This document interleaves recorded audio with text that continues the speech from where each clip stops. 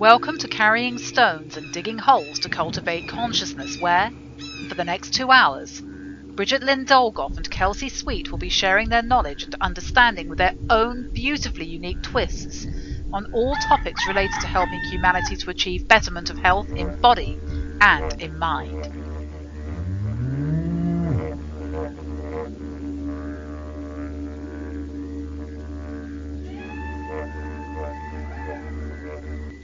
Settle yourselves down on this fine Saturday evening.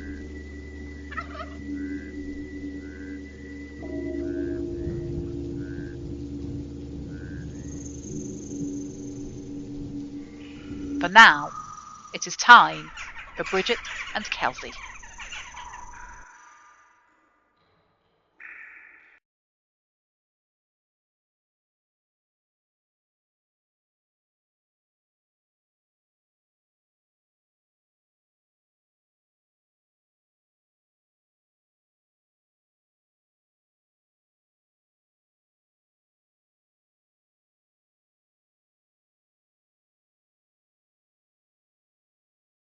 Thanks for that little introduction. This is how well, now you can hear me. Yeah, no, you sound great. So I have Good. I was going to read something from Steiner, but I think I'll wait to read something from Steiner, um, because sometimes I just, come across these really great gems from Steiner. I mean, a lot of people that are figuring out about Steiner, they're looking at his work that he did with technology, where he talked about, 100 years ago that technology was going to be really dangerous for the, fifth post-Atlantic epoch, and that,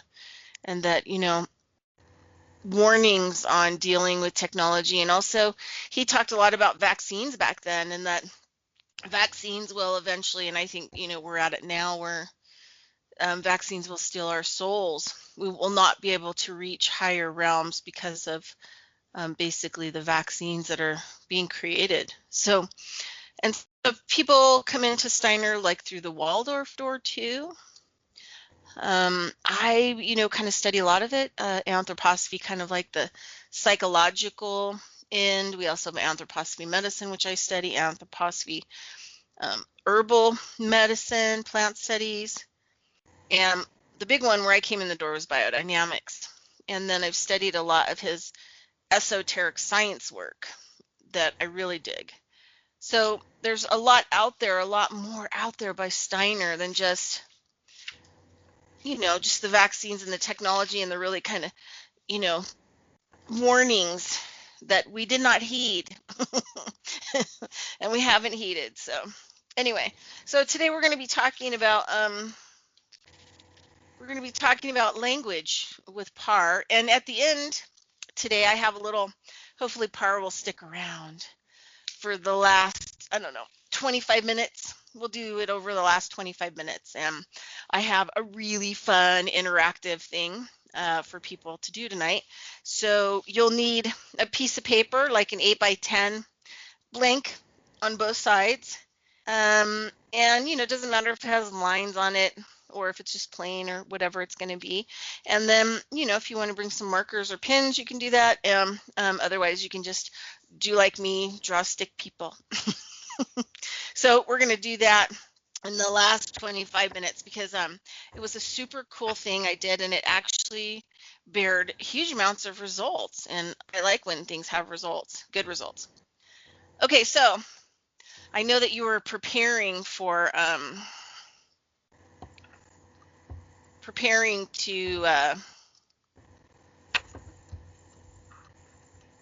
for our discussion on language tonight. Well, only what I prepared was kind of structures of mind mapping. So we will probably go just as it flows, because that's the creation model. You will by inspiration find out things that will catch on to each other, and so I was just going to make a comment on a plain paper, and if you convolute things, or if you wrinkle a paper, it comes kind of not plain. It's not like you will see your thoughts very clear. And in our languages, actually, to wrinkle a paper could kind of reveal that. A cursus or a course is actually I'm picking from my brain. It's probably quite accurate, but I did some study on some words when I was kind of a long time ago in my teacher's career, and we will have courses to teach, of course. And cursus is a Latin word for a horse race, and curriculum. How you say it in English? That's kind of difficult. Curriculum, right? Can you say it for me? Curriculum, right? I'm sorry. Curriculum, So yeah. curriculum, like where everything is specified, what you will put in your course is kind of, and a plane and a course is well, you will have a tennis court maybe will be kind of almost like a course. So there's lots. I'm not really super fluent in English. I'm quite fluent, but there's kind of the connection between words is a quite fascinating area. So in math, you would actually put an area on a plain paper, and maybe you would sketch a kind of a little roundabout for the horses to run their courses. So checking up on different words can be quite fruitful in thinking. And as you mentioned, I would almost consider it. You made a very nice tie-in for the inspirations of me, like dipping into the knowledge base of languages, because in school that was kind of, well, I would have Swedish, of course, Swedish or English, and I would actually never be quite good at it. I was a little bit late. I never spelled quite good or whatever. So, but that's the funny part when you later in life will find out, right? Wow, that was really interesting when you get the real incentive to dive into it, and what made you jump in there. So I could talk a little bit on it, and as you said, my teacher, he was kind of my teacher, because from other areas of interest, as you mentioned, the sacred prehistoric erected monuments or sacred tribal sites, we should say tribal, or I would call it our folk, and not like Biden says this, hey folk. It's not the American way of using the word folk, because that's kind of like, well, it's kind of street language, but a folk in our language is kind of the people. Now, in legal dictionary, a people will be defined as something that we don't recognize. It's not men and women in a community. There will be lots of synonyms. They will fool us to not think about, that actually tie into making things convoluted, or like the paper convoluted, scrapped together like a little ball. So I'm almost losing my track here, but the sacred tribes and my teacher from sacred sites, I started to read on the internet, and this man, he was a sick pensionist, and he spent his time in the mid 90s to late 1900s and early 2000s, and produced quite an astonishing amount of material on internet. He did it so well, so when his site expired, those grabbing old sites, his site is for sale on mega sites, because he put so many pages out, and he actually ran quite a lot of traffic to it, most likely. Because if someone having like, well, I'm picking up expired sites, and I name my selling organization mega sites, so they really must have believed he was a big shot something. And he actually was a quite interesting thinker, and he combined a lot of different areas together, where language would be one part, rock art would be a parallel, and then ancient cultures and his local culture or local history of the little tiny area in Sweden he was residing in. And he himself was Finnish. He was a so-called war child, grown up as 4 or 5 years old. He was thrown from the Second World War to Denmark in a farmer's family and had to grow up quite quickly to be rough and tough with life from losing everything from his home country. In his grown-up life, he spent his working career in Sweden. So he actually has some crossover between different cultures, different languages, and, well, many other things. So I was myself working some voluntary work to do guidings on a Swedish heritage site, quite interesting one. And due to that, I started to research a bit on the internet, and I fell onto this man, and it took quite some while, but after digging into his material, it was quite interesting, and it gave me some very powerful tools.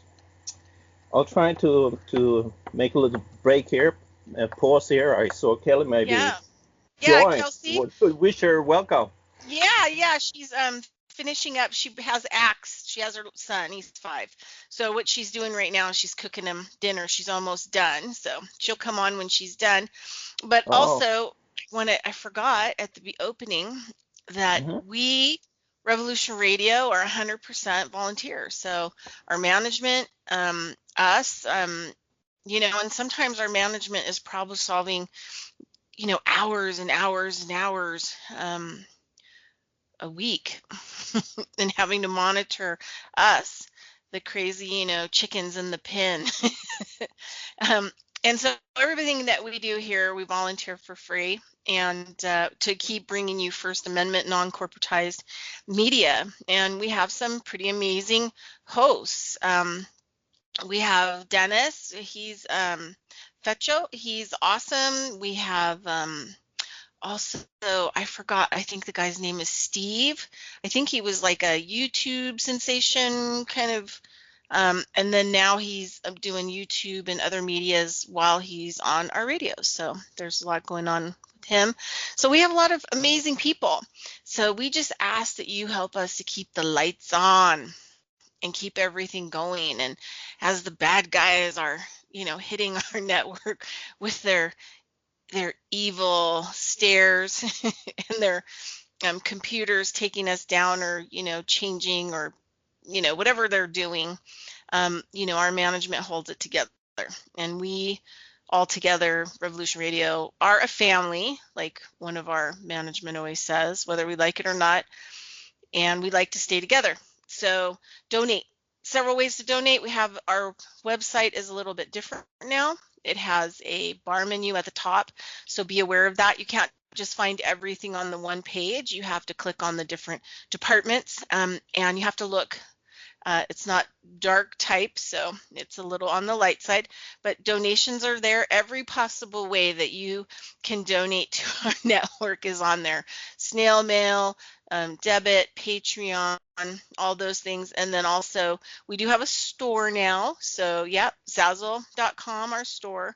If you want to buy some t-shirts or host memorabilia. So I have to get that in, because we want people to know that we need donations, and we are, we are holding the line here at Revolution Radio. Okay, so Par and I met. I think Par was listening to my old show, Carrying Stones, Digging Holes, on Saturdays, and it happened to be after Fet Show. So I think a lot of Dennis Fetcho's people were actually started following me. It was like kind of a back-to-back thing, even though I didn't really know Dennis. Dennis didn't really know me. And then Par and I started talking a lot more about just different things in language. And so I started bringing him on some of my collabs that I do with some other pretty amazing, brilliant people. And then language, we really hit it off with language. And we have kind of this word evolution. We have a word evolution. In some of your last shows you had Ken Doston, and that was quite interesting as well. So many of us will broach onto the subject of law or economy, and that was fine. So I Language. jumped onto Yeah. that course as well. So then you Yeah. were enough to communicate with me. So I was very grateful for it, and honored to come on to do some collabs on YouTube videos. Really, really fun. Yeah. So we have this kind of word build that we've been working on. So it starts out, and language, is really important across the board for everything. Doesn't matter whether it's politics or education or the economy or law or medicine. The language is contorted, and we're dealing with a contorted language. Can you And explain it's not contort? contorted in our favor. It's So contorted against us. tort is something like convoluted or difficult or something. I'm not totally fluent in contorted. I will get the grasp of it, but it's that kind of thing. Contorted is Yeah, like I think it's kind of, when I corrupted think, yeah, and or twisted around. hidden, confused, or Yeah, as all that, the all of it. elite will call it. What's the word? They will call it. Oh, I'll get Mind it later. control. They call it No, mind control. they put fog in front of you. The mystifying. The term is mystifying. In the arts of occult, they mystify, and by that they mean they kind of put the reality in the background, but they kind of put the mist in front of it, and they make your eyes focus on the wrong thing. So you will see the fog or the mist, and the reality is behind. It's like if you see, you exactly could barely see the moon through the clouds in the night sky, and they talk about the clouds, but there is the moon behind, and they say nothing, but some really important truth is connected of the context of the message to the moon, and still they talk about the clouds. That would be a kind of definition of to mystify in their way of thinking, and that could maybe be the contortion or tort. I think is kind of a legal term as well, so that would be nice for me to study a bit, I guess. So, yeah, I was going to throw out our language, our evolution of language. So, Great. when Par and I first got together, we were really working on this word understand. And then, Par gave me some highlights. We, started taking understand apart, and we both agreed individually that, we don't want to be under somebody else's understanding. And then Par started building on it, under somebody's foot. We're under their standing, right? They're standing on top of us. So we started working with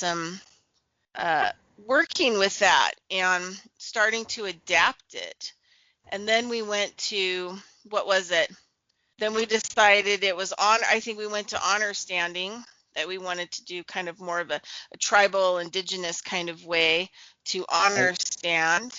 My clue in for that, or my kind of thinking was, most likely they will hide, mystify the under, because everyone will say your honor to the judge, but they will be there. No, I understand everything you say, and I think that's kind of a convolution of, or they're like so close, you will kind of uh, gradually get used to understand as the exchange of honor. So you will be under instead of honor. Go on. Then it morphed out into, what was it? Was it not the heretic? It was something like that. So, Well, you got some great input, and you had inner stand, honor well, that stand, was inner the stand. last one. That was the last one we got. Somebody emailed me after reading one of our collabs and was like, hey, like, I'm really hip with inner standing. And I forget what the other one was. It was attached to a word that in English is kind of a bad word, but in your language, it actually turned out to be a pretty good word. And I forget what it was called. Yeah. Oh, Well, heathen. It was heathen standing. So we had, first okay. we had, Yeah. hey, Great. standing, then we had honor standing, then we went to heathen standing, and Well, then because now we kind of are talking about inner standing. because Heather is ancient Germanic and very similar in Norse or Nordic languages for the heed or the honor. So, and then you made the cute connection about Heather. No, okay, now I Heather stand. So Heather or heathen is actually a clue in about our sacred old past, and the heed is the honor. In our language, we will say Heather almost for what's your name, how you call yourself, and we say he, that's hey or hello, that's like honoring you. So there are clue-ins. No linguist in Sweden will talk about it because they are gatekeepers. So I'll let you back on here to continue. Yeah, so that's kind of like what we do. We kind of just work on words and what those words mean. And I highly appreciate people who send me positive comments and emails. I do not like people who send me negative hate mail for no reason. But if you want to be conscious and you have something to say, go ahead, email me. And then that's the other thing probably I should tell people about real quick, because I have a little arm pain, so I smoked a little arm joint to help my arm. So I'm a little extremely happy and feeling good right now. So Kelsey and I, you can find on the web page. You can also find us. We don't have a web page on the website anymore, but you can find us at freedomslips.com, Revolution Radio, freedomslips.com, and then go to the schedule on the top, right? It's a new site, and then you can click on the schedule and it'll drop down, and then you'll see us at the 8 p.m. Eastern Standard Time in Studio B. And I have a website.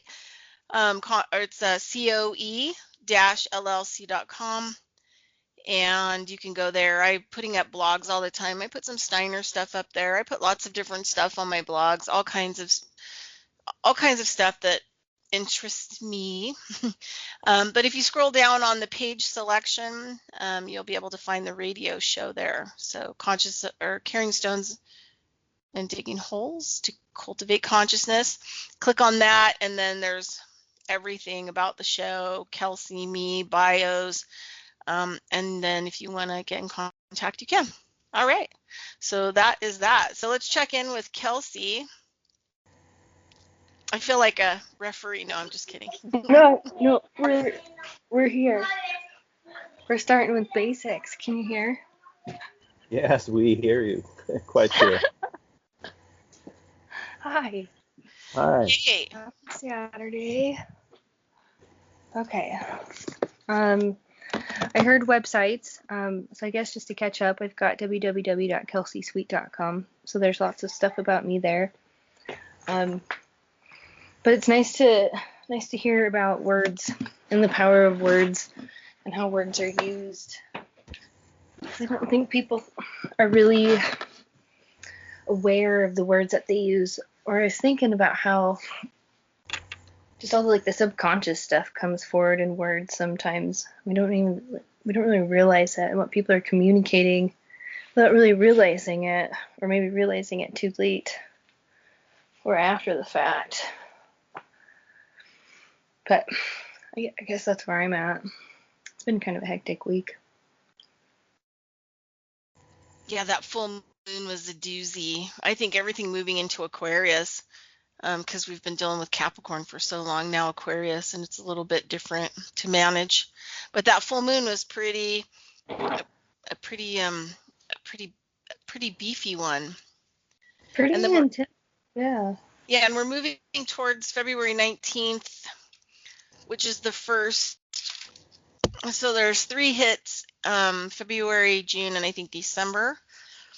And some really intense stuff going on between some planets that are going to be closing the gate, kind of, that's been open since 1988. So pretty much, I don't know how many years that is. It's a long time, 35 years or something like that. Something like that. Anyway, So we're cleaning it up. So I think it's going to be pretty intense. Now you lose out something quite important. It has to be What? 32 years. Come on. I don't know. I'd have to look. No. Well, eight to 1 is 3, or 8 to 11 is 3. So 35 is quite good, but why is 33 kind of specific? Well, it takes 33 years for the sun to arrive to the exact same angle for sunrise of the exact same date as we adjust the different years with the leap day. It's not actually quite perfect or perfected, because it's like 365.24 something in the decimals. So over, that's why the so-called Jesus, or the story of Jesus, how we follow honor to not get into the boot of the prison. So he will die symbolically at age 33, because then he completed a cycle. The variation of ancient knowledge ties very precisely 33 year as a hysterically important number to remember, because that's kind of the things you will learn the wisdom from the eternal truths, and they are all around you, like the universe. That's actually a language clue, universe, because verse is high language, and the uni or the unity or one, the one language. The high language is the one that teaches the most, and that's why Jesus always talks in third person, because he will never be put in prison for talking in third person. He never said anything personal, so he cannot be a person. He talks in metaphor. So the 33 would actually be kind of interesting why you bring that up. And I would surmise that maybe the epoch or the era of Aquarius is, the elite is kind of choosing on maybe going on for that one right now.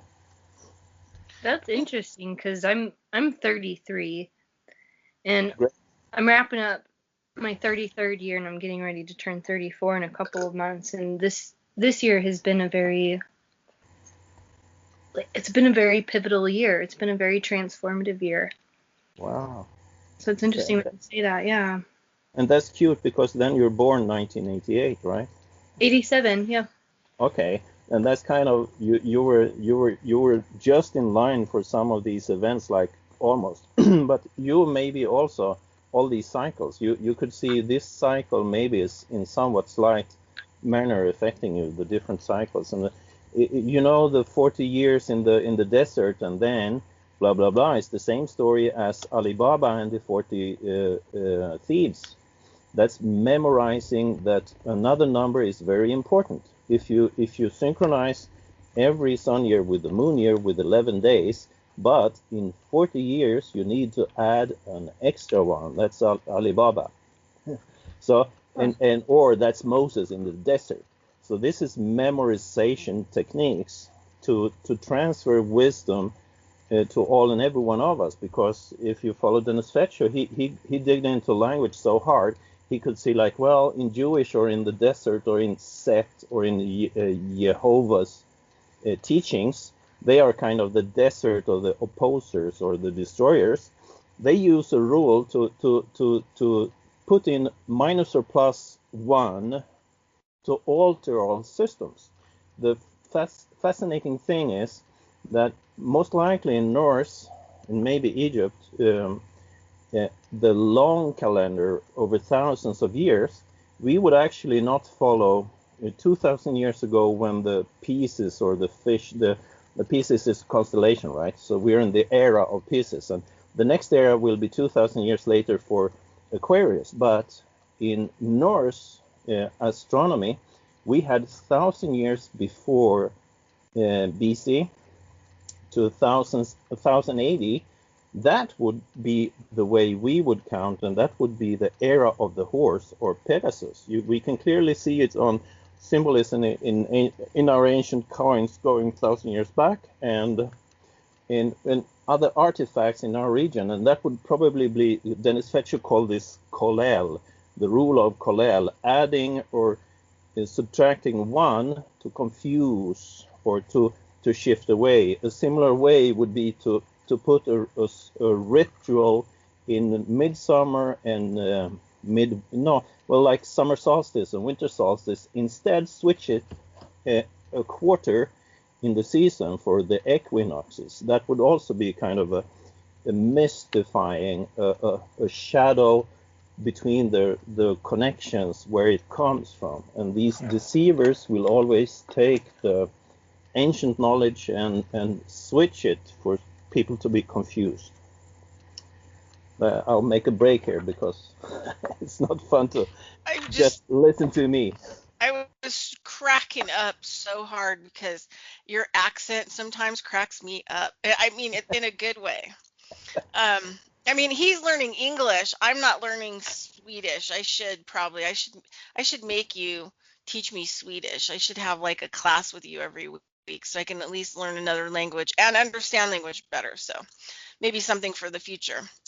But you called it, I don't know if I can actually say it, Pisces, for Pisces. And so I was cracking up.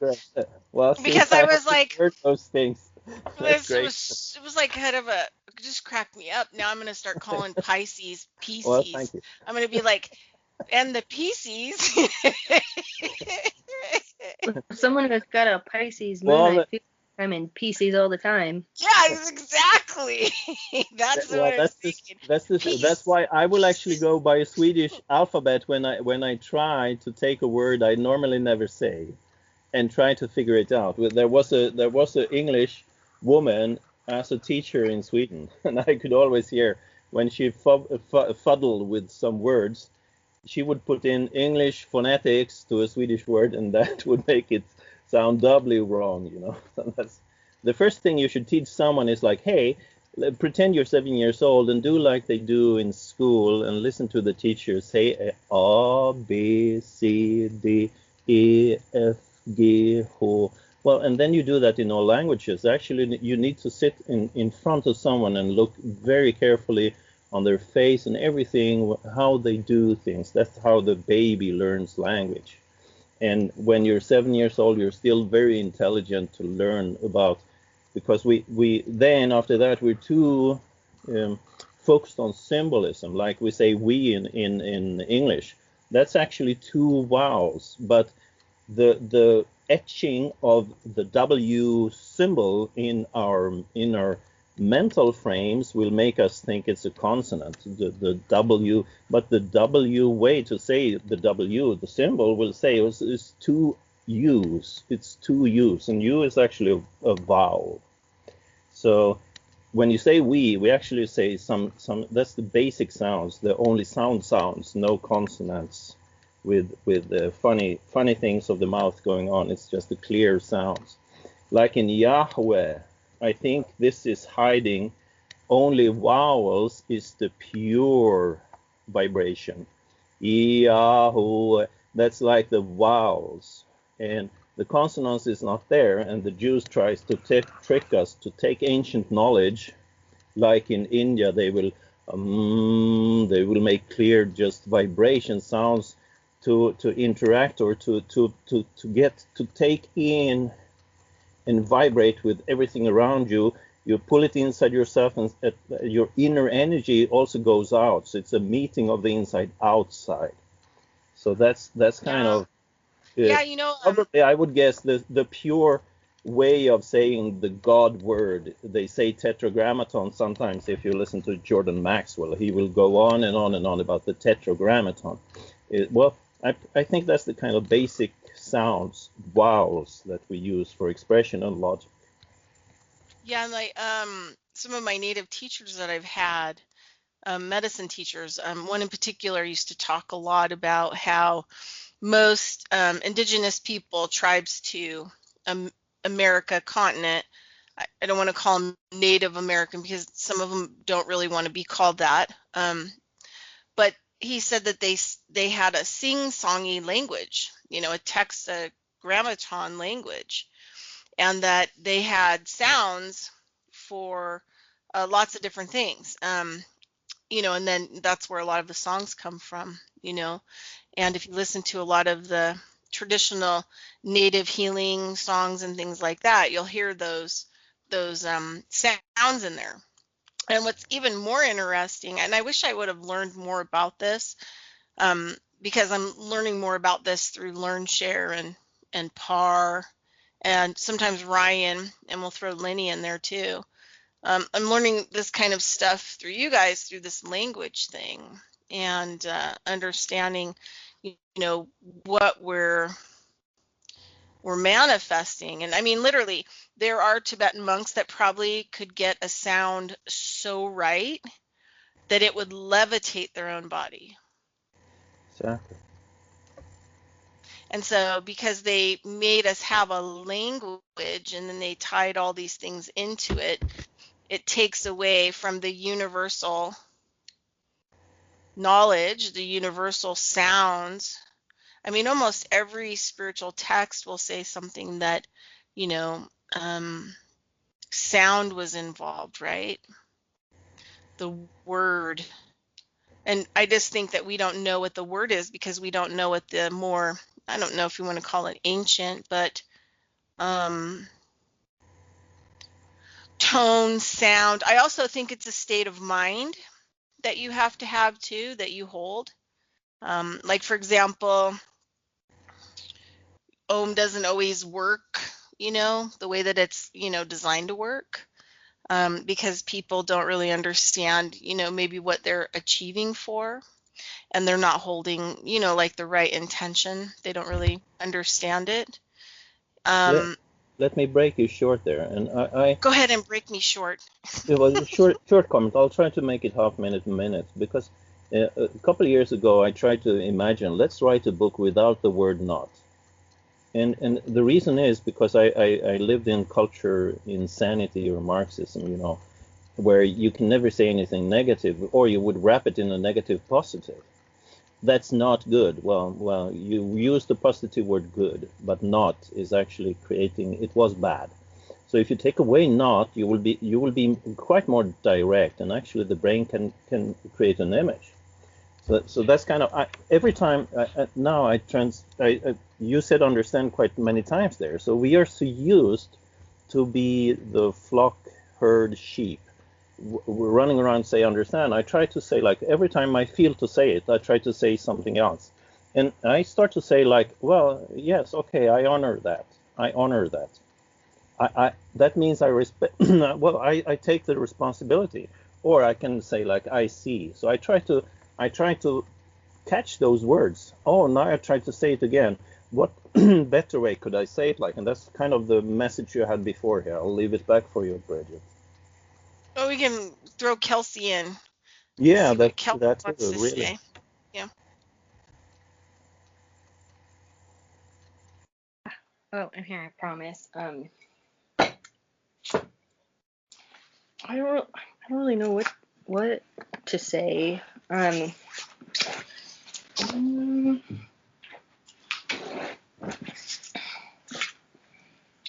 don't know. I don't have anything right off the top of my head. I'm processing a lot.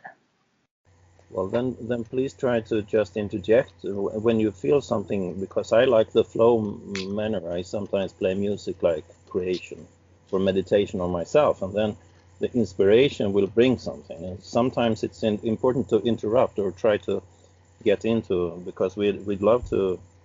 That's nice. All your comments before gave me inspiration to, like, yes, and I'll try to note something on a paper and bring in things to talk about. So whenever you feel like it, it's really nice to have input.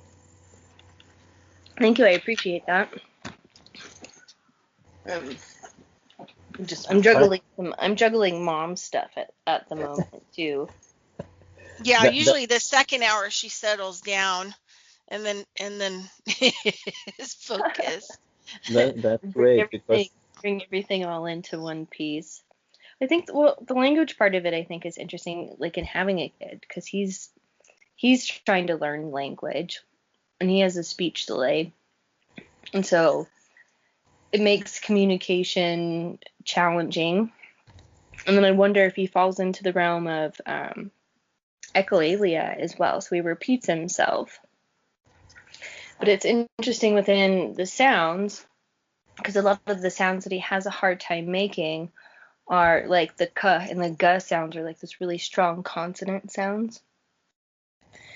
the sounds that come out of him a lot easier are the oohs and like the softer vowels. Like those are more natural. And they're just some of the first sounds. So I think it's interesting that that comes out. But one of the most fascinating things that I find about this kid, about my son, it's just so funny because when he was in the womb, even like he could keep a beat, he could keep a rhythm, just boom, boom, like fill and kick, but just to a beat and to music if it was playing loud enough. And one of the things he's so natural at is singing and in communication and the dance and the flow and just how natural that part of it is. So it's just fascinating that so much of our language, it just seems very natural. And English gets really confusing because there's a lot of limitations within it, or it is very conceptual, and then people have a lot of very different concepts behind what the words mean. Like one of the examples I like to use often is like picture a cat in your head. And the cat that you have pictured in your head is probably very different from the cat that I have pictured in my head is very different from the cat that Bridgette has pictured in her head is very different, you know, than anybody listening.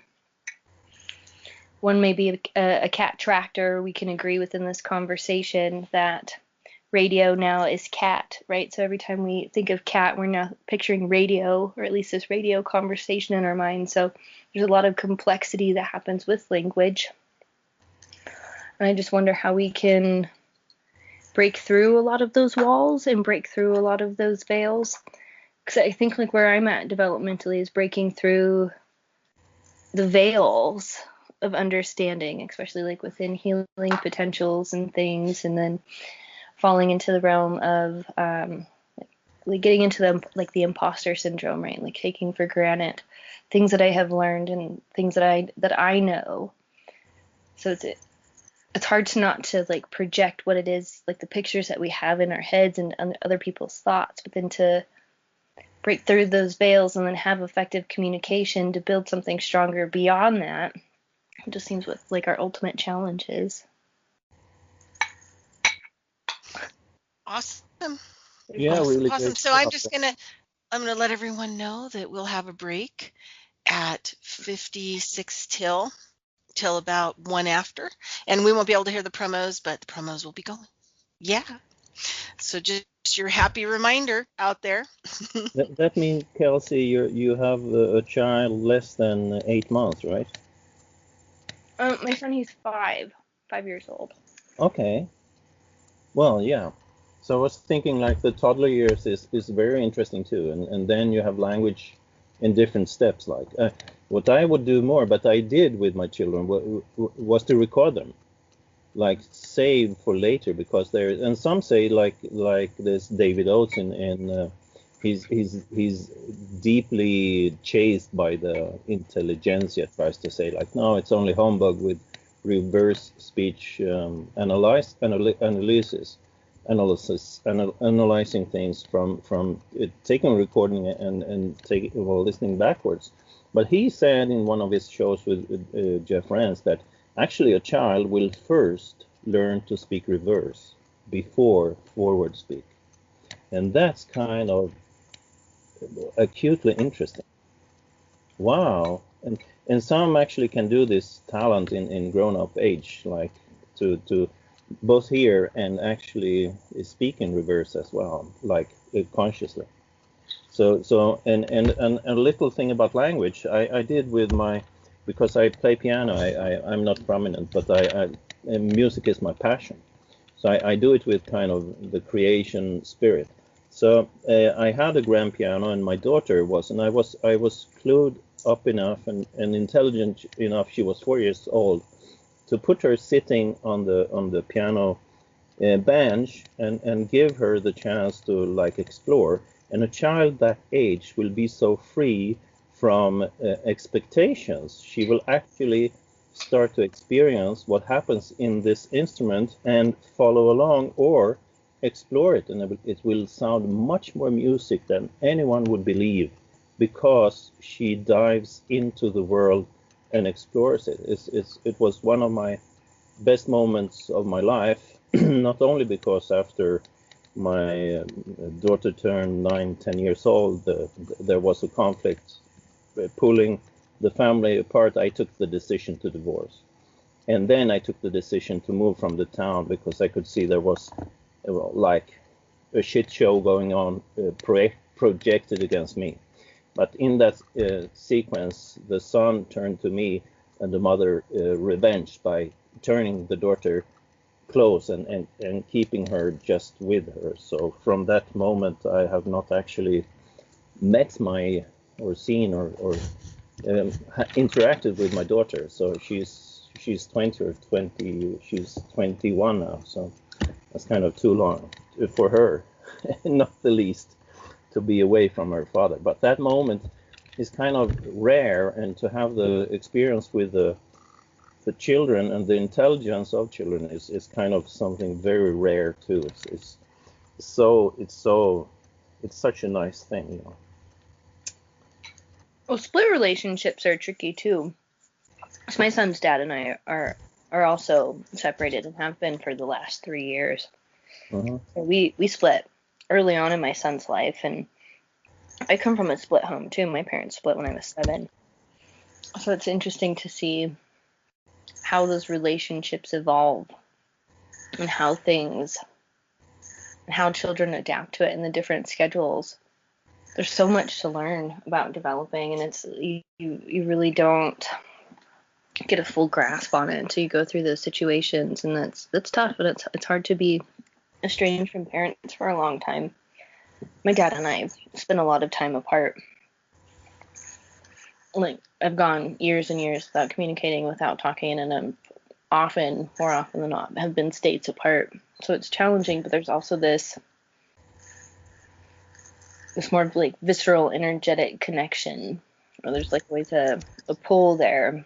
I always wonder how those like energetic family lines can carry through, because there's a lot of his family that I don't even know and that I've never even met. And it's interesting. It makes identity challenging, I think, sometimes. Absolutely. You don't really know where you come from.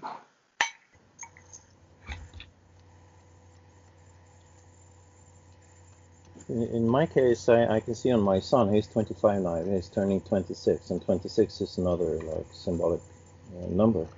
But he really longs for the lost family, so he chased it all the time since he moved to me when he was 14 years from his own decisions. He actually ran away and got a hold of a train ticket and traveled half Sweden and just ended up with in my brother's office. And said, now I will live here. So after that, it finally turned out he would stay with me. But all the time and with me, I did my best, and I actually was extremely tidy. I surprised myself from watching old pictures of my house and the time I cared for them and such. So, but even so, he kind of spent a lot of time with other friends. They had family. They had both parents home. He would stay there long hours, late hours in the night. And he would focus a lot. He's very social. So, and still today, he's kind of chasing the idea of family.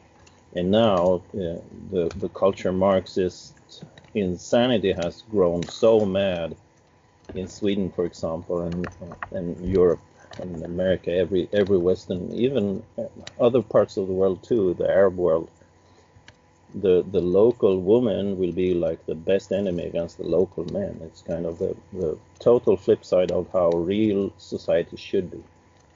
So he can feel this, like he's in the prime age of being the prime catch for a lot of women. He's a few years younger, and still it's kind of tricky for him. Oh yeah, definitely. There are not stable or good women, and he made the journey kind of with me, because I have generational wounds from the male and female line. I can clearly see now, and I discovered it in steps, and I'm working on it to do my bridging of old wounds and heal them and do something that's of real value, like there are real reasons for real traditions because there are real values in them. And the opposers or the deceivers clearly attack those things with very carefully crafted weapons like words or like movements or all these isms and so on. And they trick us with what is money. Money is you and me and what we create in life and can do with the real around us. And it's not the paper or the digits they trick up. What they trick up is debt. It's something synthetic that they say we should give something real in pawn for. And then they make scarcity on their side and control us from the unreal world, and they extract from our real efforts and keeps us like hunkered down. And they continue to dismantle our, because in ancient times you would grow like 9, 10, 11, 12 years as a boy. You would naturally go to the initial ritual of growing into society, and the role of like men will naturally have some more muscle power and will be quite both interested and astute or well suited for learning to handle weapons and skills and power and muscle power and so on, not only to defend the society but also provide and produce. And women equally, similarly, obviously have quite great talents for a lot of things that is so natural and should be cherished. And so I'll pause it there and let anyone else jump in. All right, we've got about 3 minutes, and then we'll, at 56 till, we'll mute out for the promos, and then we'll come back about 1 after. Just so you have a heads up, Mr. Parr. Great. And then we'll go from there. Yeah, such a great conversation. One of my teachers, I think, tried to, talk. I had several native teachers, and then I also had some other interesting teachers that I studied with like Sikh, and Kundalini yoga, and they also practice this stuff called Mount Sinai healing energy form or whatever. And I was in that community, and I studied with these women kind of in like an ashram type setting down in San Diego. It was too tough. I couldn't really do it. It was tough. But one of the things they talked about, like traditionally, they had studied with Yogi Bhajan, who from I think like Iran or Iraq or something, to Canada. He was barefoot, and the guy he was supposed to meet died like years and years ago, and then he made it his way to LA and New Mexico. So these ladies studied like 35 years with him, Sikh traditions and Kundalini yoga and just other stuff. But they talked about like the Om and how, so many people think that that's what they should chant. And this is what a lot of these teachers teach them how to chant as well. And they said that, the Om is the male kind of sound of God, like the male God. And it actually has a male effect because males need kind of tougher ways to do their spiritual work, so men traditionally will leave their families or leave society, go live in a cave for a while, figure it out, do all this, kind of different stuff, take vows of celibacy, vows of poverty, and a lot of this other stuff. And Om leads you there because it's the male expression of that. And she said, like, very few traditions that have made it into America don't realize there's the female component, which is the Ang. And the Ang is the female god, and it's of all of creation. It's taking stuff into you and literally birthing it out into the world. And so many people in America, they get into this whole Om thing, which is giving them poverty. It's isolating them, and it's making their life, super tough, just because of the sound that they're chanting. So, but anyway, hey, we're on break, so we're going to be right back at about 1 after. So mute.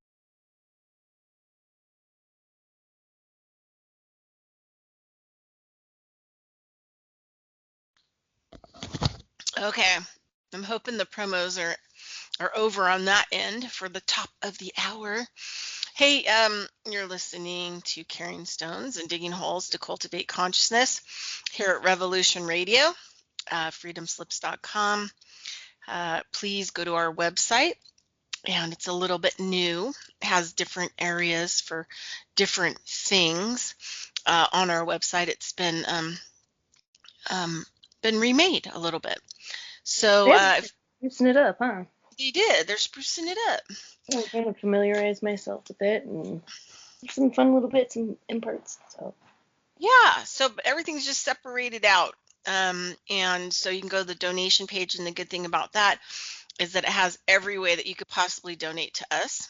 And we also have a shop, and you can go to the shop and purchase some goods. And all the money goes to keeping our lights on, because everything that everyone does here is 100% volunteer. And yep, that's what we got. All right. So, any comments from the last hour? Oh, and Kelsey, just for our listeners, don't forget that piece of paper, 8 by 10 piece of paper, 8 by 11 or whatever you got. And just as long as it doesn't have anything on it, it could have lines or whatever else, that's fine, or boxes or be graph paper, but you want clean on both sides. And then so the last 25 minutes, we're going to do a little psychological journey. Something I just learned in my anthroposophy class that was really, actually, was pretty informative. So that's why I'm going to share it. okay, So, like I'm it. ready. Yeah. So let's see. Did we lose Par? Par had to have a nap because I think it's like, is it like 2 in the morning there? Well, it's 3 a.m. right now, so I will jump ship 4 a.m. So it will be nice with a little sleep. But I had a long power nap in the evening here. Oh, good. Well, that's a good thing. So what do you think? What do you think, Par? What do you think is like some of the most important sounds? Oh, Like that's as far great. as language is concerned, like what's the reality is like everything is interesting, but the different ways to interact with it, you will actually need some quite truthful, honest tools. So a word, what is a word? It's actually a sign. And if you go watch a sign, it will point you, or it will address you, or it will kind of direct you. But the sign will be meaningless. But if you go to reality, what the word tries to talk about, you will then realize when you came to the destination the word tried to hint you towards. So now go to sound. The sounds is even more interesting because a sign has to be logic, and a sound is most likely the most powerful logic tools we have. I have some other things I could jump into to make some short thoughts, and I try to make not too long talks because it's nice with the interaction when we can jump between each other. And I want to say how nice you came around about it, Kelsey. You said like, well, really now I don't have anything to add, and you kept on talking, and then you added something really nice, and we could really interact on it. So that was kind of really I want to compliment you greatly on that. If I should say anything more, like the R, we say R in Swedish as R, and in English you say A, but the sound of R, like you'll find tomato or something, you'll find ways there. You will actually use the kind of more way we say alphabet R, and the R would most likely from my teacher, or Bengt Hemtun, his taken Swedish name was Bengt for Bengtus, or like Benedicte in Latin. That's the Swedish way is Bengt. In Finnish that's Pentti. So he would actually, his real name was Pentti Kaupala, and so he actually studied the ancient scripts, and the scripts is kind of the a clean sound or the sound of clean vowel connected to a consonant. And quite interestingly, the Cypriotic script that has been decoded for the sound of A was a cross with a line or a fixation straight down into like the etheric soil, the earth, the mother, the reality, what we step on. But the E would be a cross and a line pointing out in the air, or like in the place where we only can position our thinking. Our we can wish to be a bird and fly in the air, but we cannot be there, kind of really. So that's like that was most likely, and he could clearly see the logic of it. Here in the symbolism world, they will take the X or something, or they mark up something, and the sound of A would be the clear fixation to the physical, but E would be very much connected to the thinking or the, well, just think of the words etheric or ether or theos or whatever. Many places, if you just stop up and think about a word. By the way, I love how Bridgette say the word, because it really sounds like word, as or urd, as we say of the ancient, one of the ancient three birth maidens in our mythology, Urd, Verdandi, and Skuld.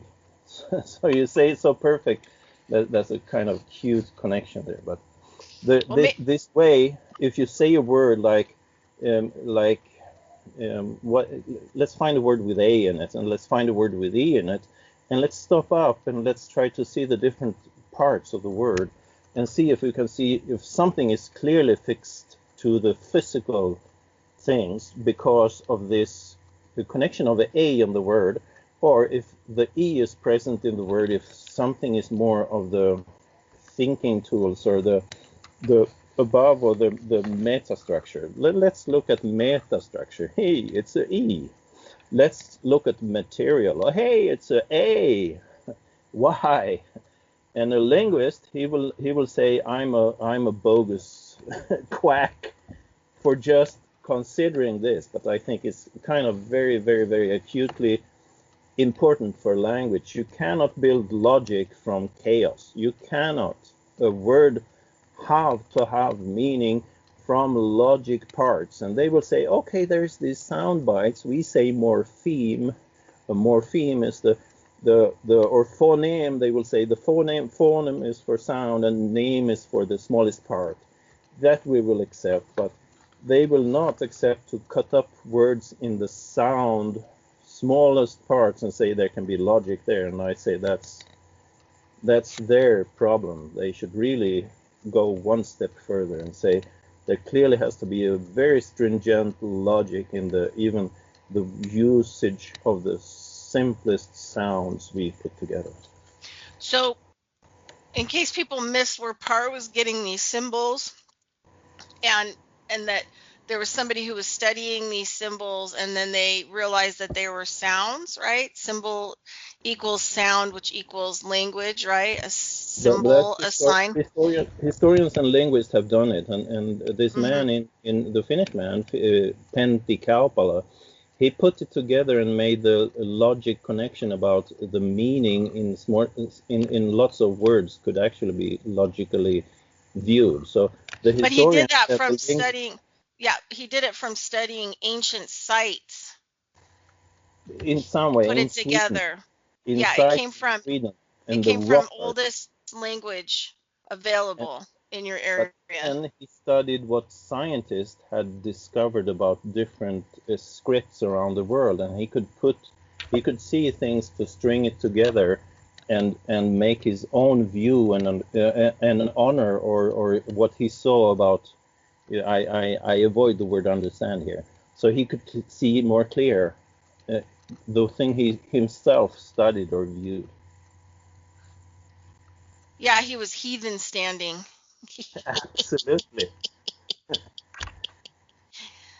But yeah, so he was, and how many years? He did this for a long time, didn't he? He studied sacred sites, language, symbols, the symbols of the sound. he visited the rock art places for like 15 years, and after some years, he felt like they are talking, or he had the honor to honor those creating these sites to want to step into their world and to see and honor how they think. And after a while, he connected other and started to read about ancient other cultures, surrounding cultures and whatnot. And finally, he was so what's the word? He was so humble to actually accept ideas that kind of stepped out from the stone symbolism, because he vibrated together with it. That's the well hum way to talk about it. But he really, I could picture that so well, because the ancient site of Ales stones in South Sweden, the world's largest remaining erected stones in the formation of ships. I was guiding for an amateur archaeoastronomer in the summers. It's actually the most visited Nordic historic site.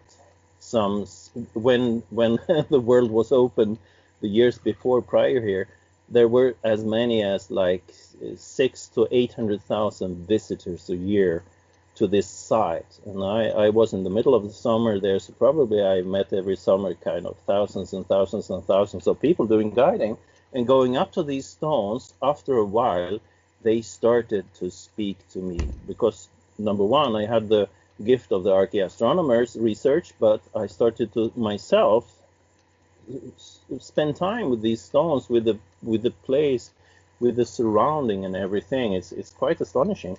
And finally, I started to clue and picture together things I wanted to see more, even more clear. I could get the clues of some interesting things, like, wow, look here in the stones, they actually carefully have done things precisely in this stone, precisely because of something. And I could see, well, this stone is aligned with from the middle of the ship to east, and the sunrise of the equinox will be the Easter symbolism in our era.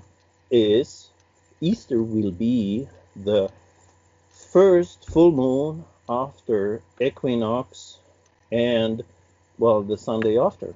Now, when I walked around the stone, I could see, like, well, this carving out of the stone here, where the sun actually touches and goes up from the sea horizon level. When I switch to another angle, it actually looks like a funny eye, the funny eyes of the man in the moon, if you would use your imagination. And I would say, how strikingly smart that would be if they maybe put this stone exactly here just because of that. So I could vibrate and feel the harmony of his thinking in spending time with the rock arts and then studying other ancient scripts and so on, and piecing things together, because I did the same in this heritage site in South Sweden, Kåseberga, you would say in English, I guess. And it's like walking into their world and giving them honor, and the standing in court is actually the standard in French, the flag you hold, or the honor you connect yourself to. It's too easy to talk too long, so I will try to make a break here. That's why I had you on. Yeah, no, I've got a lot of interesting things kind of running through my head.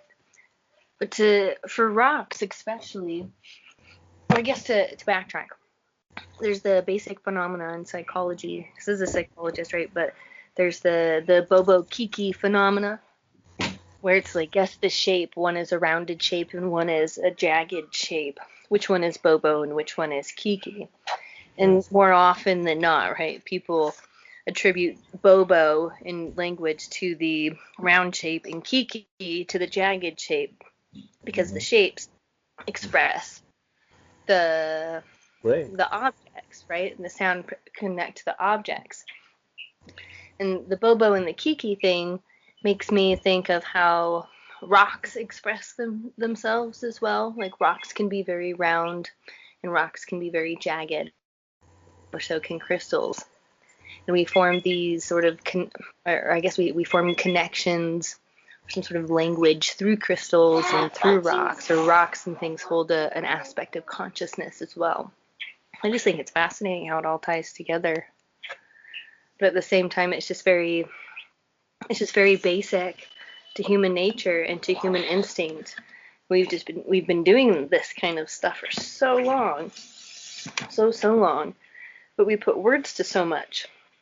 So everything has become such this radical concept. It's hard to see, right, what's right in front of us. But another thing I was thinking about too is when it comes to like O and ah, the O and ah sound, and the masculine and feminine within the Latin languages, we have English, right? We don't have masculine and feminine versions of words or nouns, whereas in Spanish, right, or in French, you have the O's and the ahs that connect to the masculine and the feminine expression in things.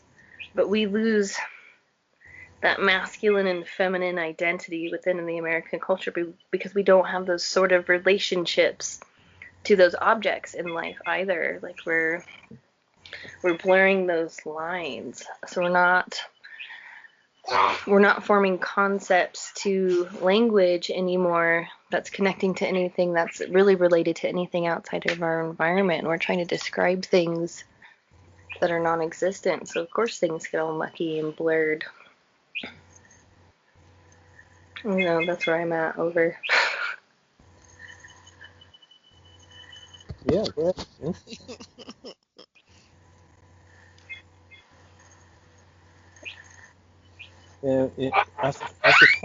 In the 1500s, across the European sphere, they changed all our languages through bureaucracy into and extended into the soon coming compulsory school systems, and that shifted away a lot of things. And they actually, like in Sweden, Swedish was so similar to Danish, so it was called the East Danish tongue. And tongue is actually the word for language. We should collect a lot of words that is similar or synonyms.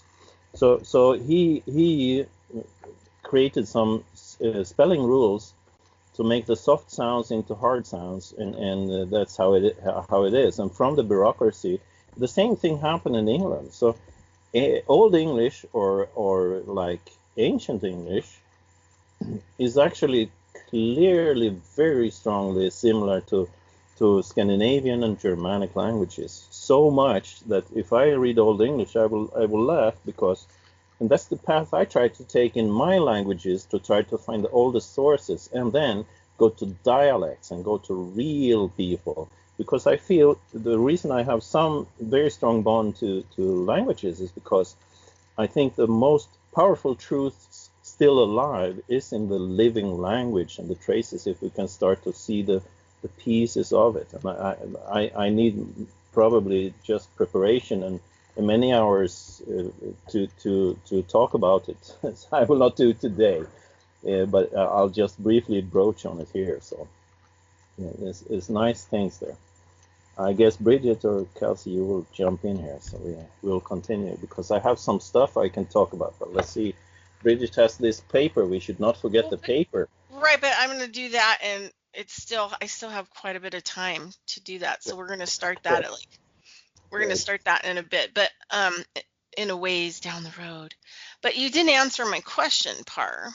Yeah, let's go about it again. Go back to my question. What do you think is the most important sound? What do you think is the most powerful, important sound? Well, there is no one most important. Okay, which one is your favorite? Yes, that's maybe different. That's maybe different. And I try to get away from the word melancholy, because there is actually colon or the intestine of a body connected to, and majusculous letters in this Latin. They joke with us and talk shit language. Excuse my pardon my French here, because a colon, or well, the intestine, and I think melancholy, it's actually your ambivalence, and that's kind of a typical culture trait of my region, because we have very bright summers and we have very dark, cold winters.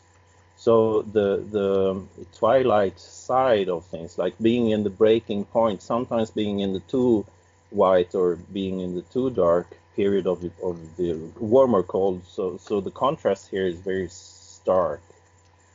And I'm actually the favorite sound is like vibration itself, because I'm very, very strongly connected to musical instruments. So, but at the same time, like playing an instrument is to be what's this exhibitionist on the stage, and doing sales or just talking or performing in radio or YouTube videos is the same. It's kind of a performance art. It's kind of when you say a long ah, you're actually a singer. So everyone can sing. You just tell him to say, can you say ah? Yes, ah. Okay, say a long ah. Oh, you're singing, great. Especially people say they cannot sing. It's kind of fun to do that thing. So, but vibrations overall in the musical world is very strongly connected to me. I have very difficult to answer this. So I would probably tend to be the and that's maybe why I'm so poor in life as well, because it's kind of the reflection to introspect in music, or there's a creation and there's also something to bring to other people in it. So actually I have a piece dedicated to you. It will soon come to you, Bridgette. I Of hope you like. music? You're Yes, so... of course.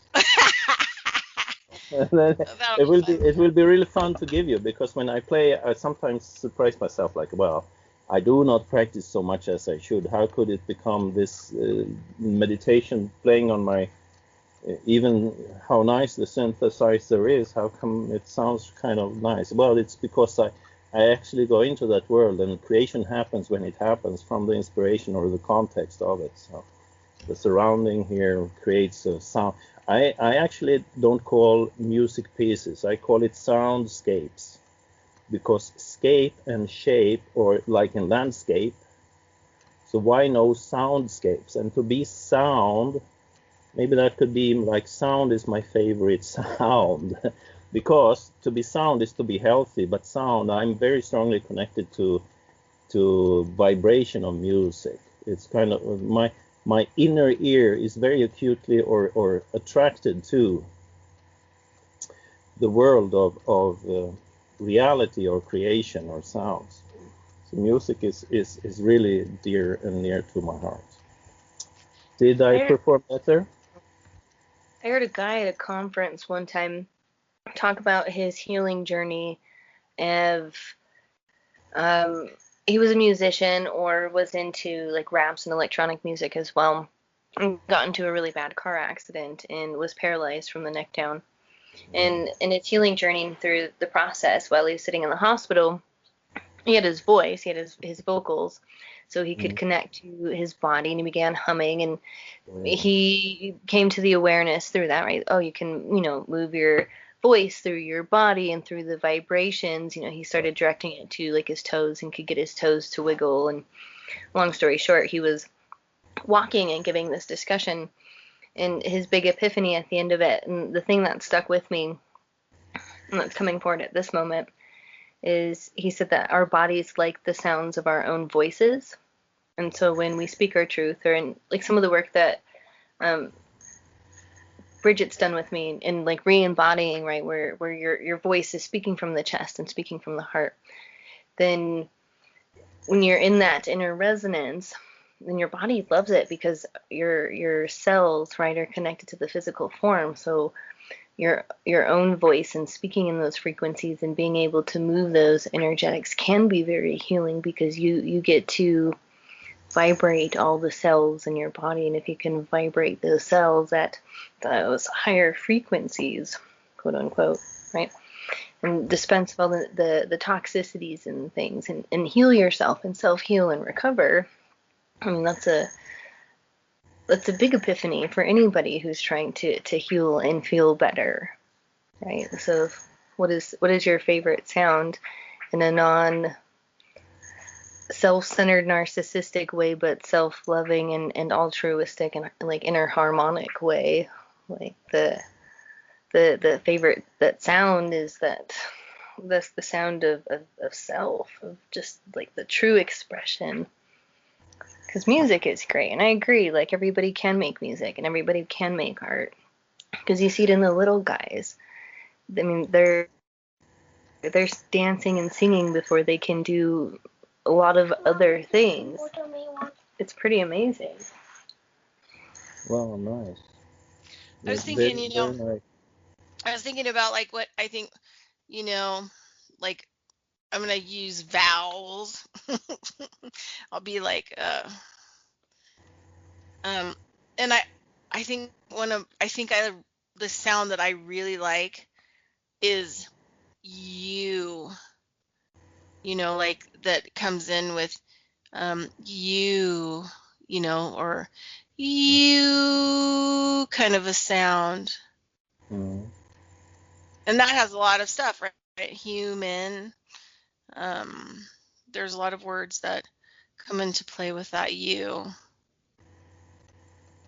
I think I like the sound ah. That sounds like a good one too. And that, morph it into your own way, like a peaceful relaxation ah. Or the even deeper Yeah. Hey, you guys beat me. You're simple. You go straight for it. I'm too complicated. I talk too much. That's my favorite sound. I should do like you. Yeah. Well, what is your favorite sound? Or like, do you have a sound sample you can play for us right now? Sure. I always have it in my telephone, but let's see if I can just snag it, and I could play a short. If it goes through, it will be very boxy sounding. I should try to fetch the one I will give to Bridgette. Well, give me some few minutes. Here is the telephone. Now I have it. Oh, fun. Yeah, it'd be neat to get to hear it, because that's something unique about radio. Absolutely, agree. You can hear. Now it will not be a very nice sound, and there's a synthetic drum in the background, and let's see what. And I will actually fiddle with the knobs and things and sounds, and that will be input, and after I listen to it, I will hear it. It affects what comes out.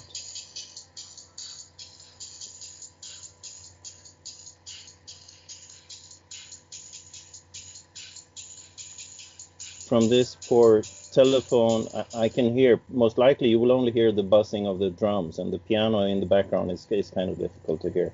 Was it anything worth to listen to? Should I continue? I think the mechanic drumming. I couldn't hear the piano. Sorry?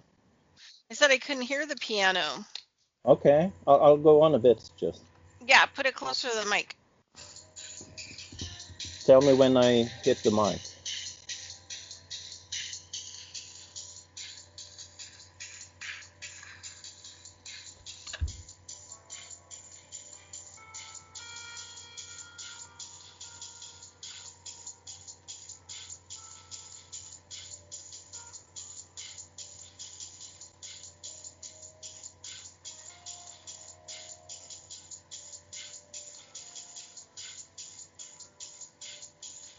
I think that's kind of interesting, because you have this drum beat that's like, techno, like dance around, and then the piano is like this soft, kind of soothing ambient. It's minor keys. We Scandinavians are famous for a lot of musicians do. We keep us into the minor keys, because there is the ambient sound, or the cozy chords that goes with it. Now there's actually a bass, a kind of upright bass in here, and that's the hardest part to hear. So I'll prepare this one for you, Bridgette, and you could play it from your computer to the audience. They will hear it much better. So okay. Well, that'll be great. And this is my song that you're working on. Correct. This is the Cool. one you will get. Right on. I'm excited. I've never had anybody write me a song before. Oh, listening to it, it's just well, this is Bridget. This is her. This is for her. I could just feel it. So I chose it straight up. That this she will get it. So. Okay, I'll let Kelsey talk, but I'm going to remind listeners to go get your piece of paper. It needs to be empty on the front and back, and like 8 to 10 inches, whatever you have, and a pen or color markers, whatever you want to use. And so we'll start that in about 4 minutes. I was gonna say, if you're gonna let Bridgette make a sound of herself, then it would be the intro to our show. And I wish that it played, or I wish that we could find some sort of way to play it, because it's all animal noises and it's all nature and it's amazing. And gongs and didgeridoo. Yeah. At the end, there's rattlesnake. There's like all kinds of stuff in it. Bridgette's interpretation. Yes. Yeah. So because we're operating on the old studio, we don't get to hear it play out. So I found the copy of it. So I actually put it on the front of our when I edit the show for YouTube and social media, I'll put it on the front. Cool. I'll edit it in. Yeah, for sure. Bridget and Kelsey, could I ask an offer as guest maybe to get some of these minutes before you go? I prepared a little bit or sorted out some of the things I spake on in the beginning here. Is that okay?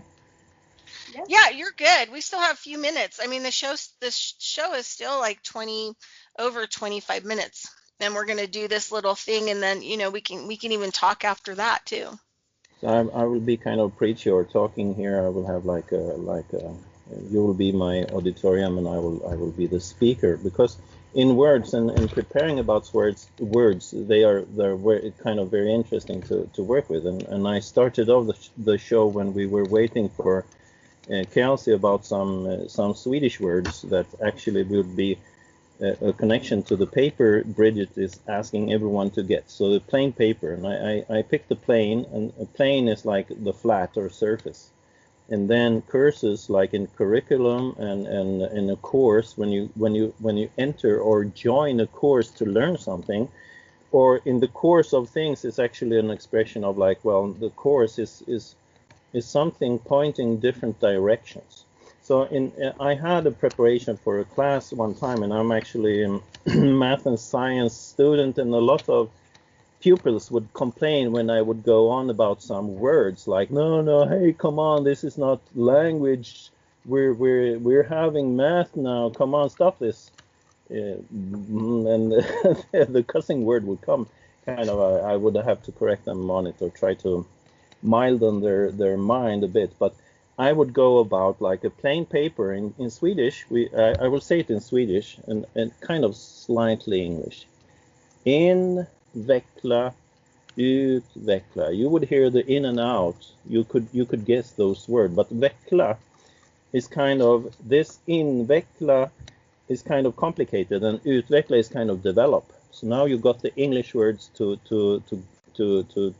connect to those.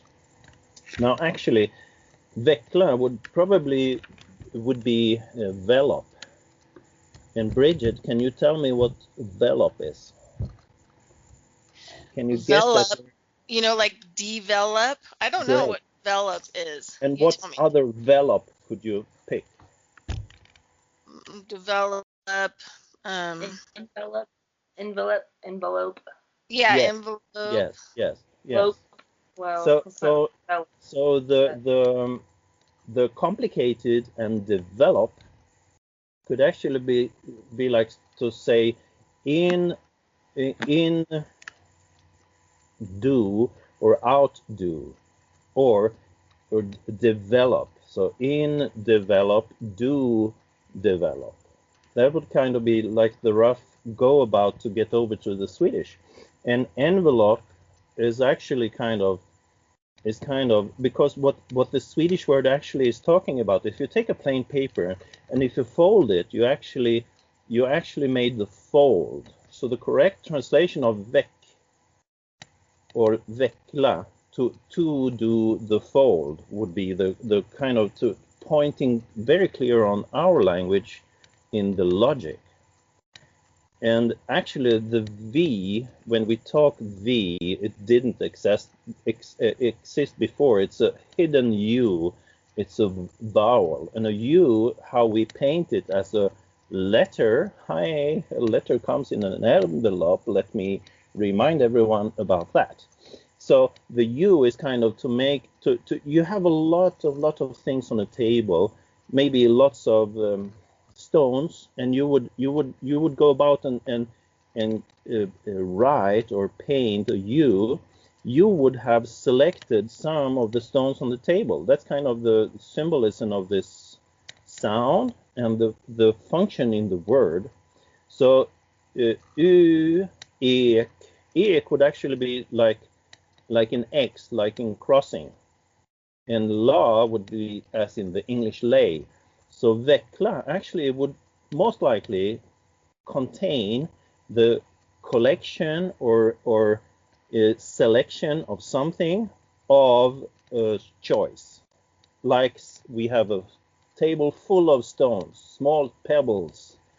We will carve out, like the symbol U. Now we selected something, and then we would ek.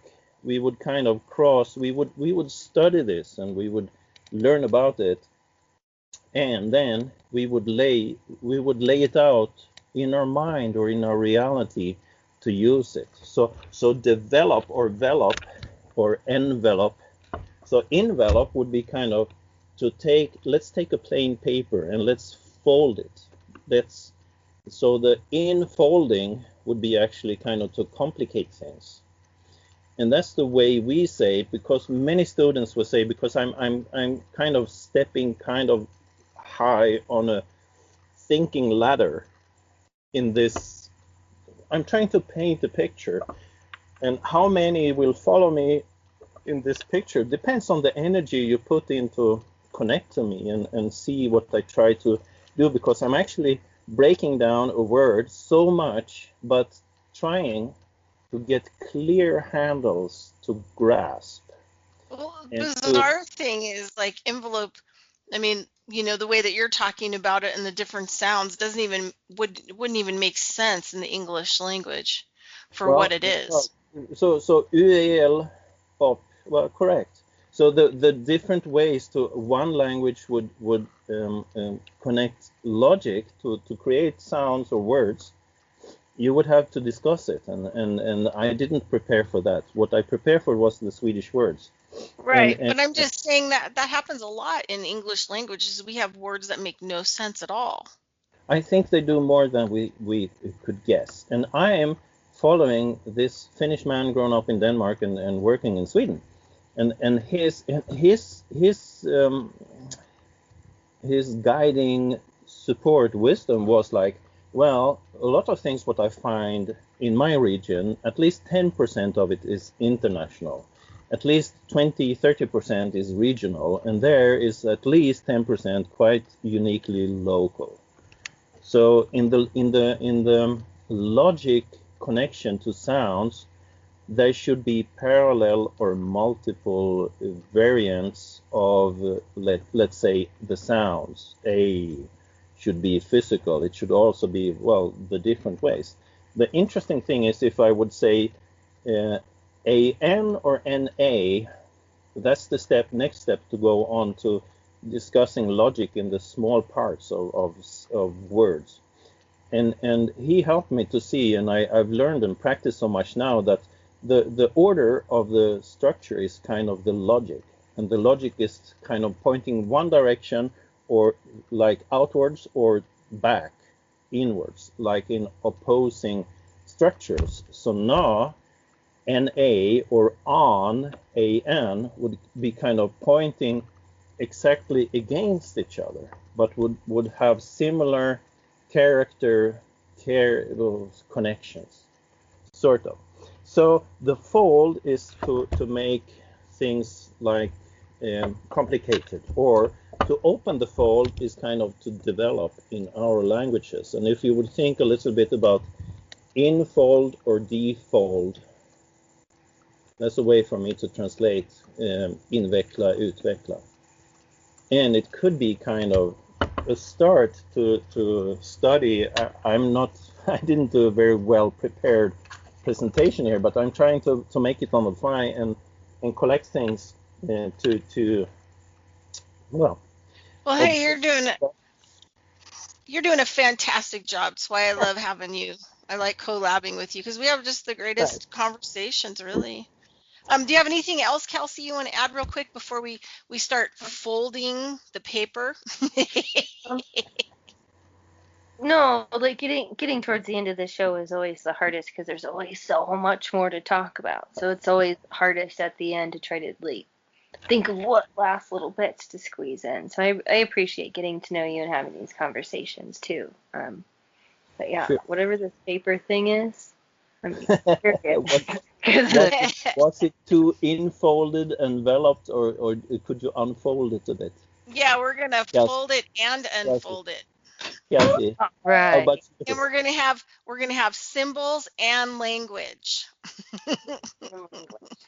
Kelsey, how did you find it too complicated, or did it develop your thinking a little bit? The trying out idea. I tried to convey some message here. No, I think all of it definitely gives a lot more food for thought, and Great. to find the projects to activate actively.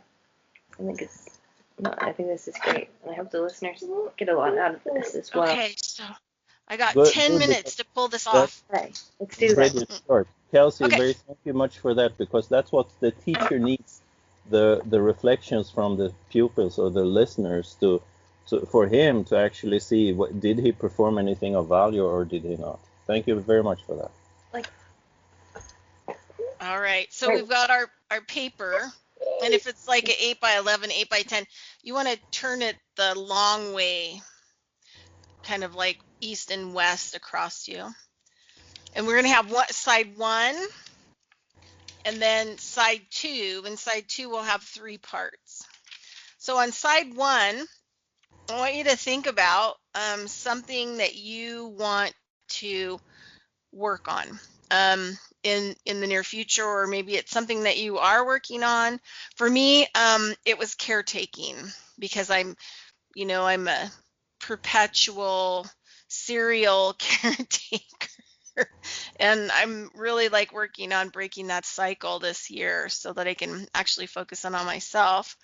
But think about like a word that represents kind of what you want to work on, which means that you want to have a conclusion to of finishing the work on it. And you're going to write that word at the top of page 1, and you can write it wherever you want there at the top of page 1.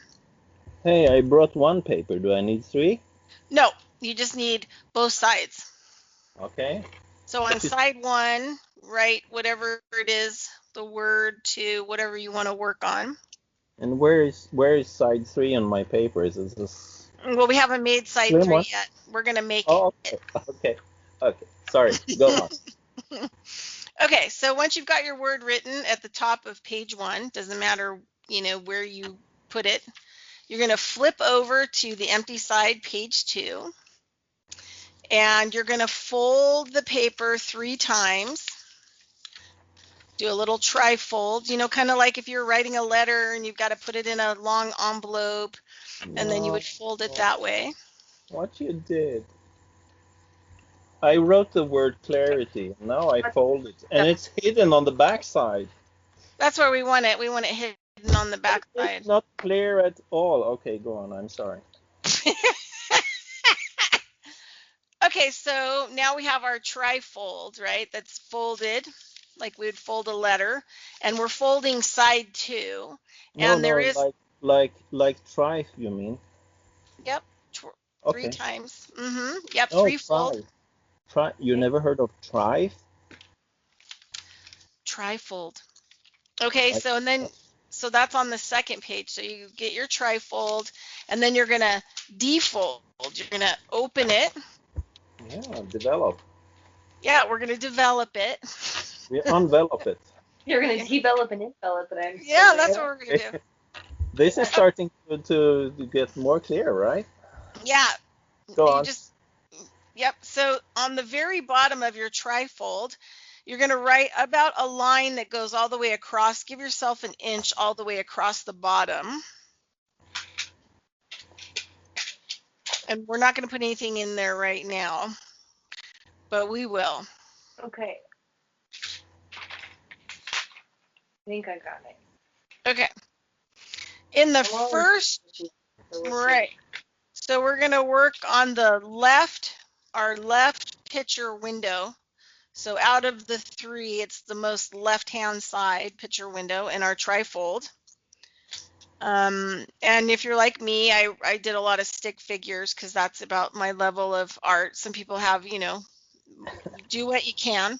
Stick figures are great. Right. Stick So the figures. first panel is courage.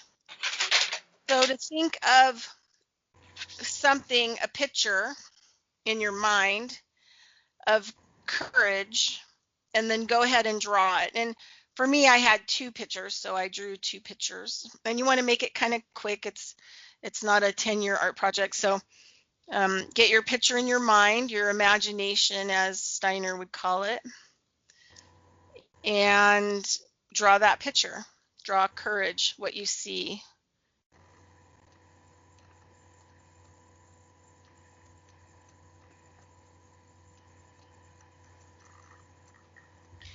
And then I'm just going to talk while people are drawing courage. And you want to stay in that window, right? You want to stay in the trifold window on the left side because that's the courage window that we're painting and drawing. I thought you said carriage. Courage. Oh, I'm sorry. Okay, go on. Okay, so now what we're going to do is we're going to write a statement with a period that ends with a period about our picture of courage. So we're going to write a period sentence in the little box. So we have a little line, right, that goes across. So you're going to write your little statement at the very bottom there under the line, and then keep your little courage statement in your little courage box.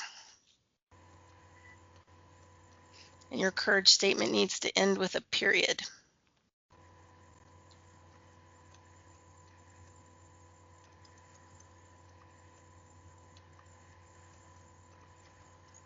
Okay, so now we're going to move on to the last fold on the very right side, right? The right side picture window. We're going to fill in the middle one last. So we're over here on the right side of our little trifold. And what we're going to do is this is the window of fear. So this is where we might have our pictures of things that we're afraid of, or you know, fear. So whatever that looks like for you in your mind, picture the fear, and then draw your little picture of fear. And like I said, I had to do two little pictures for every window. So the last page, the right page, try to keep it in that little window, your little fold window, and get your little picture in there of fear. What comes to mind, what you have a picture of, or Steiner calls an imagination, what you're imagining when I'm talking about this, or I'm using the word fear. It's in your mind.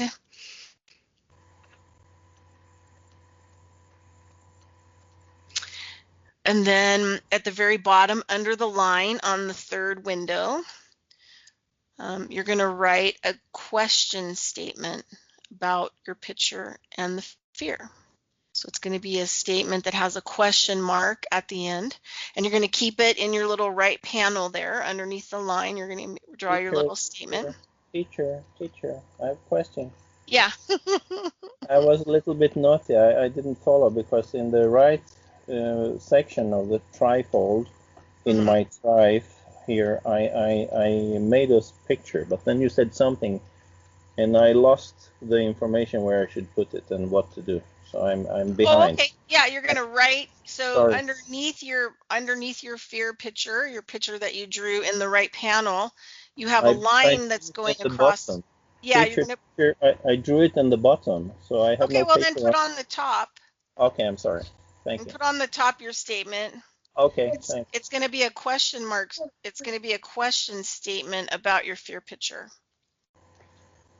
Teacher, my pen ran out of ink. Oh no.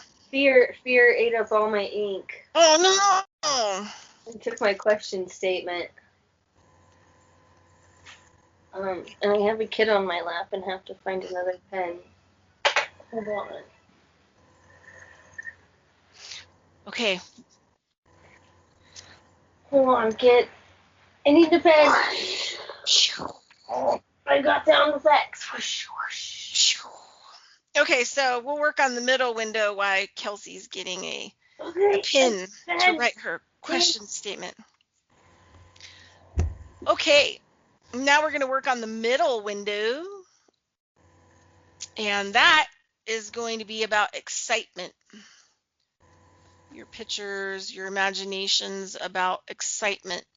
And so, like, again, I'm an overachiever. I wrote 2 stick pictures in mine. Which one was smiling and which one was crying? They both were very happy. They were both very excited. Oh, that's cute. Okay. Yeah. So, yeah, so you want to draw a picture about excitement in your window, in your middle section window. So we'll give you a couple minutes to work on your little excitement picture. And then I don't know if the return of Kelsey. I'm here. I got my pen too. Oh, good. So you're working on your fear statement, your fear question. And then you're going to work on the middle window is the excitement. My hammer and nail is ready. It's already nailed into the plank, okay? Okay. Yeah. So the middle window is about excitement. So whatever that picture comes to mind for you, or that imagination, or try to write it down, draw it as best you can. There's no grades. Nobody's getting a grade because I can't see you and you can't see me. So it's pretty hard to grade these things. E for participation. Yeah. Okay, so then at the bottom of your picture, you're going to write an exclamation statement with an apostrophe. Hi, Axe. Oh. So underneath your middle picture, you're going to do under the line there, or on the top if you're par, your little exclamation statement about your excitement picture that you drew. I start to get this. This is clever. Okay, since I've only got 2 minutes left. Nobody said there'd be a test at the end. We're going to turn it around and go back to the first page where we have our word of what we want to work on. Oh, it's so good. And then we're going to turn it around and we're going to look at our statements. And so basically, for me, I'll just tell people, when I did this, I had yoga pictures because it's like present moment. So it was in the courage, because for me, it takes a lot of courage to do yoga, to do like, a whole long piece of yoga. And so my statement, my sentence statement was, I have courage in me to do yoga, right? So then my fear, my third panel, since this is all about caretaking, I have the courage in me to stop doing caretaking, to change it, right? Then on the fear picture, I had a picture of authority, like I really hate authority. I worry a lot about being homeless. So I had a homeless picture too. And then my question was, why am I afraid of what I cannot control?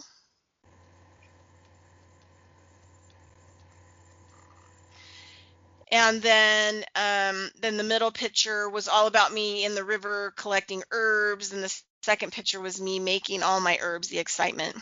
And the excitement statement was, I love crafting herbal medicines. I mean, it's something that I just love, love, love. All right, everybody, I hope you got something out of that. Thanks, Par, for coming on. See you guys next week. Pleasure. Yay, I don't want to share.